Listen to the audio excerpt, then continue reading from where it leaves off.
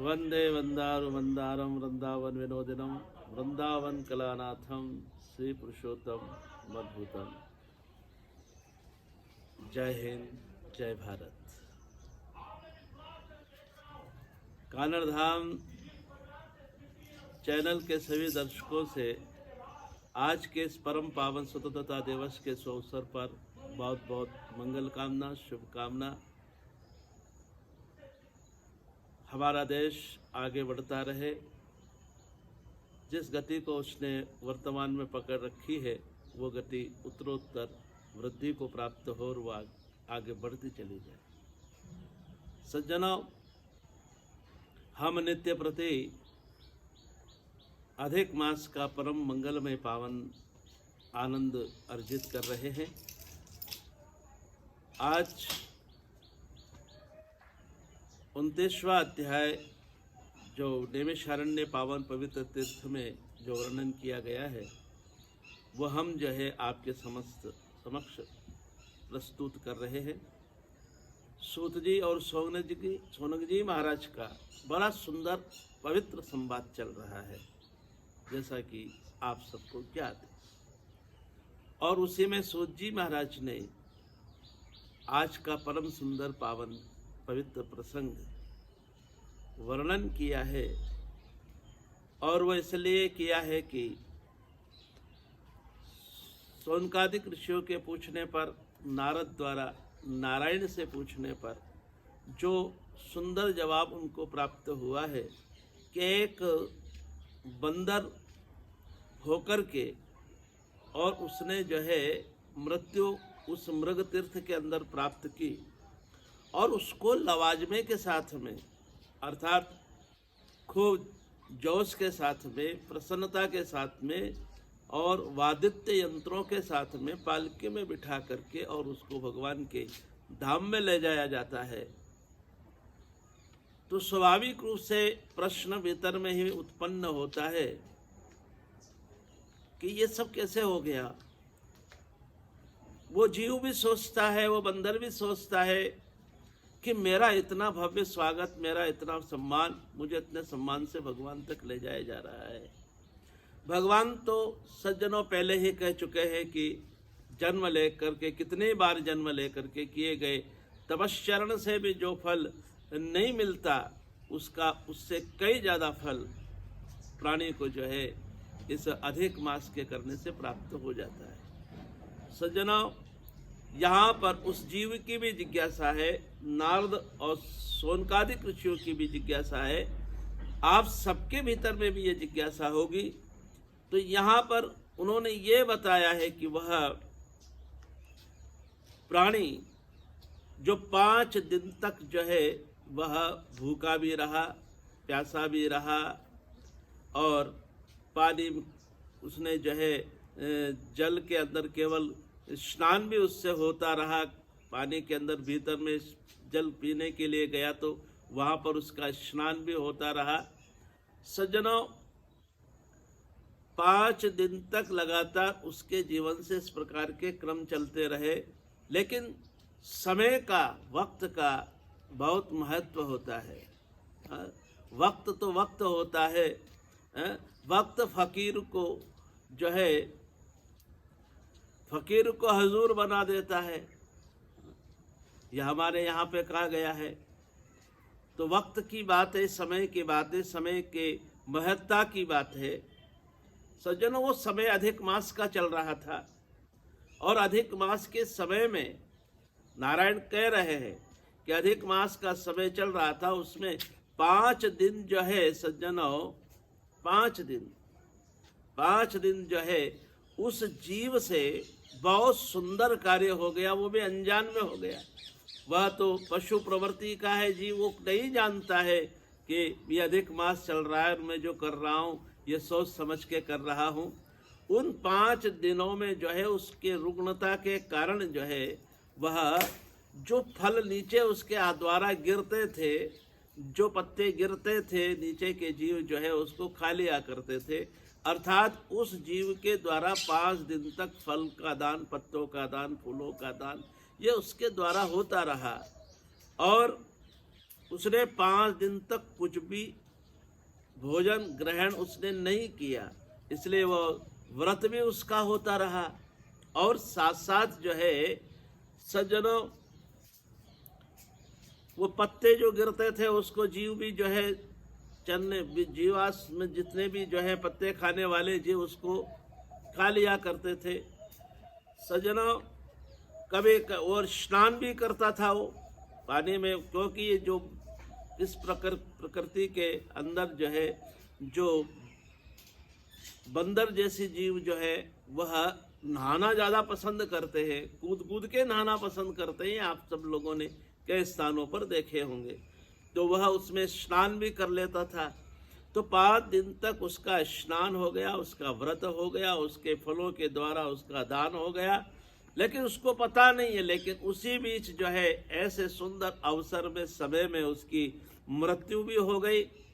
मृत्यु हो जाने के बाद में तो यहाँ पे यह बताया गया है कि उसको लेने के लिए यम के दूत नहीं आए, उसको लेने के लिए भगवान के पार्षद उसे लेने के लिए आए, देवता लोग उसे लेने के लिए आए। और उन सब ने जो है उनका बहुत स्वागत सम्मान करके भगवत धाम के ऊपर लेकर के गए। तो ये सब उस अनजान में भी पुरुषोत्तम मास के पावन व्रत का ये पवित्र प्रभाव रहा है। तो सज्जनों, ये बात सुनकर के सबने जो है वहाँ पर जय जयकार पुरुषोत्तम भगवान की के बोलो श्री पुरुषोत्तम भगवान की जय। फिर तो और ज़्यादा जो है अधिक मास के प्रति अंदर भीतर में जो है भाव उत्पन्न हो गया और भक्ति उसके प्रति लोगों के भीतर में उत्पन्न हो गई। सज्जनों, तो यहाँ पर जो है इस 29वें अध्याय के अंदर समाधान किया गया है कि उस बंदर को ये सब आनंद किस प्रकार से प्राप्त हुआ। उसके बाद में जो है कृपा करते हुए नारायण ने जो है इसकी महिमा के अंदर बतलाया कि स्त्री पुरुष जो है बड़े प्रेम से, बड़े आनंद के साथ में गृहस्थ के जीवन में रहना चाहिए, एक दूसरे के प्रति संतुष्ट रहना चाहिए। संतुष्टा भार्या भरता, भरता भार्या तथैव च। पति पत्नी अगर एक दूसरे से संतुष्ट रहते हैं तो उनको मरने के बाद में स्वर्ग की कामना नहीं रह जाती, उनका घर ही स्वर्ग बन जाता है। बस यहाँ पर प्रेम से रहना चाहिए, पति को अपने धर्म का पालन करना चाहिए और पत्नी को भी जो है अपने धर्म का पालन करते हुए। तो यहाँ पर पतिव्रत धर्म का सुंदर पावन वृतांत उनको कहा। तो पतिव्रत धर्म से रहे और भगवान की आराधना पवित्र भाव से करते रहे। भगवत आराधना काल संध्या करे, संध्या काल करने के बाद में जो है भगवान का पवित्र भाव से जो है स्मरण करे, उनका ध्यान करे। प्रभु ध्यान करने का भी बहुत बड़ा फल माना गया है। हमारे यहाँ संतों ने, महापुरुषों ने कहा है कि मुरली मौजा भजन की कीजे गलती रात, सहस्र गुणा सहजे बधे उगनते प्रभात। मंगल प्रभात में लोग सोए रहते हैं, लेकिन मंगल वेला में उठ कर के सपत्नीक जो है भजन करना चाहिए, प्रभु स्मरण करना चाहिए, तो सहस्रों गुणा जो है फल उसका मिल जाता है। और फिर इस अधिक मास की वेला में अगर ऐसा पवित्र कार्य किया जाए तो कितना फल उसको मिलेगा और उस फल का आनंद उसको कितना प्राप्त होगा। इसलिए प्रभु का ध्यान, पूजन, अर्चन करना चाहिए। तो इस प्रकार का समाधान पतिव्रत धर्म के विषय के अंदर जो है 30वें अध्याय के अंदर कहा गया। भगवान का कैसे ध्यान करें, प्रभु का कैसे स्मरण करें, यह 31वें अध्याय के अंदर वर्णन किया गया है। तो सज्जनों, यह सुंदर बात है कि आज 15 अगस्त है और 75वां जो है अमृत महोत्सव जो है आज़ादी का हमारा राष्ट्र, हमारा देश जो है वह निरंतर रूप से अबाध गति के साथ में जो है मनाता चला आ रहा है।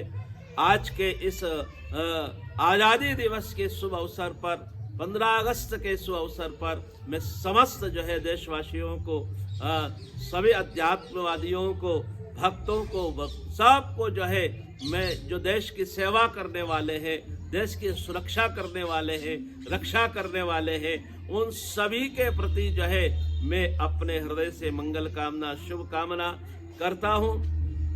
ये हमारा भारत देश जो स्वतंत्र हुआ है, उन लोगों की आहुतियों से जिन्होंने हमको स्वतंत्र करवाया है, और ऐसे उन सभी लोगों को मैं आज के इस अवसर पर भी उनका स्मरण करते हुए उनके प्रति भी आदरांजलि, श्रद्धांजलि अर्पण करता हूँ। सज्जनों, आज़ादी का ये पावन पवित्र इतनी खुशहाली देता है और देश के प्रति इतनी जागरूकता और समर्पणता देता है कि ये कहा गया है कि एक सैनिक जो बॉर्डर के ऊपर रह करके हमारे देश की रक्षा सुरक्षा के कदम अहर्निश जो है वह बढ़ाता रहता है, और कदाचित अगर वह उसके लिए शहीद भी हो जाता है तो एक शहीद होता होता होता होता भी जो है वह परमात्मा से एक ही कामना करता है, एक ही कामना करता है, और बाद में बार बार प्रार्थना करता है कि हे परमात्मा, तूने मेरे को इस धरती के ऊपर जन्म दिया, और वो भी स्वदेश में जन्म दिया, इस भारतवर्ष में तेने जो जन्म दिया है, ये आपकी बहुत बड़ी कृपा है। ईश्वर तेरी अमित कृपा है। एक सैनिक जो है वह हाथ जोड़ करके भगवान से मरते दम तक जो है ये प्रार्थना करता है, ईश्वर तेरी अमित कृपा है जो दिया जन्म इस देश में, तेरी अनुकंपा है मेरे इस अंतिम संदेश में, बहुत अनुग्रह किया और इतना भी कर देना नाथ, तुम जड़ चेतन कुछ भी करना, लेकिन देना जन्म इस आजाद देश में, देना जन्म इस भारत देश में, देना जन्म इस स्वदेश में, और इसी में मेरा जन्म हो, और इसी के लिए मैं जिंदगी की आखिरी सांसों को कफन के नाम कर दो, और मुश्किल की कलियां मुरझाए तो इस वतन के नाम कर दो।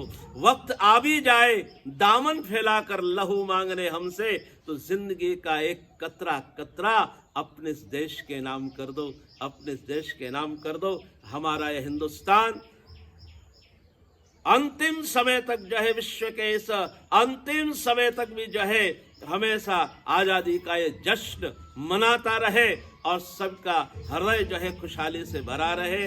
तो ऐसी कामना के साथ में आज ये पुरुषोत्तम मास की पावन कथा का जो पावन मंगलमय आनंद हम जो ले रहे हैं, हम इसको आज यहाँ पर विराम देते हैं, और आने वाले समय में हम क्या आपके सामने प्रस्तुत करने वाले हैं, ये आपको सूचित करके फिर आगे का सुंदर मंगलमय प्रसंग आपके लिए, संदेश आपके लिए प्रस्तुत करेंगे। आप सबने समय निकाल करके और इस चैनल के अंदर बैठ करके और आपने इसको देखा, इसको सुना और इसको लाइक किया, सब्सक्राइब किया, उसके लिए आप बहुत बहुत धन्यवाद के पात्र हैं। इसी तरह से इस कार्यक्रम को आप लाइक करते रहें, सब्सक्राइब करते रहें, और इसके संदेशों को आत्मसात करते रहें। ये सी मेरी आपसे गुजारिश है। मेरे से किसी प्रकार का भी कोई आपको शब्द ठीक नहीं लगा हो, हृदय को विदारक लगा हो, तो मेरे शब्द जो है मुझे वापस दे देना, और अपने दिल के ऊपर मत रखना, और एक संत होने के नाते संदेश समझ करके और उसको हृदय सिंहासन पर विराजमान करके मूर्तिमंद भगवान का देना। और यदि खराब लगे तो हृदय के अंदर दो चीज होना चाहिए, एक होना चाहिए मंदिर और एक होना चाहिए कब्रिस्तान। और अच्छा लगे तो हृदय में बिठा के उसे ठाकुर जी बना के मंदिर में बिठा लेना, और यदि बुरा लगे तो कब्रिस्तान में दफन कर देना, ताकि भीतर में किसी प्रकार का कोई बोझा ना रहे। अस्तु। तो इन्हीं शब्दों के साथ आज़ादी की एक बार फिर से 15 अगस्त के अवसर पर आप सबके प्रति शुभकामना अभिव्यक्त करते हुए अपने बोल को विराम देता हूँ। जय हिंद, जय भारत।